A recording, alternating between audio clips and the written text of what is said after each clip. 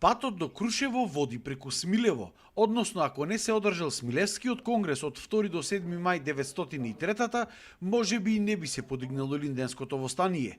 Токму тука, во Смилево, најзначајните личности на Илинденската епопеја ја носат тешката и значајна одлука за подигнување на востанието, но и покрај огромното значење на ова место во македонската историја, тоа како да е подзаборавено од страна на државата во овие 30 на години. Главниот востанички штаб кој што раководи со целото востание, составот Дамјан Груев, Борис Сарафов, Анастас Лозанчев е донесен тука.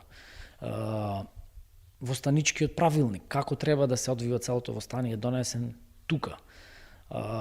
Сите команди, сите наредби доаѓаат од тука. Демирхисар и Демирхисарско е центарот на самото Илинденско востание. Скромно одбележување за 2 август тука прави само општината.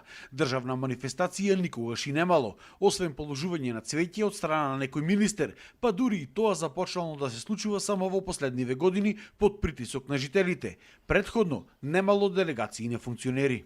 Самите институции, самите државни институции треба повеќе да се вклучат и да се прават ни поголеми манифестации кои што ќе му дадат тежина на овој крај. А може би со тоа и ќе го заживееме овој крај. Може би ќе станеме поголема туристичка дестинација и ќе привлечиме и туристи на тој начин.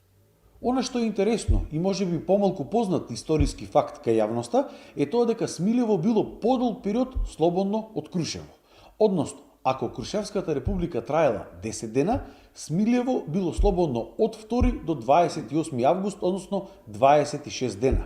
На 28 август тука има голема битка каде што 15 чети, односно 600 востаници се борат против 12.000 турски аскер. Битката се губи, а потоа селото е комплетно запалено и уништено.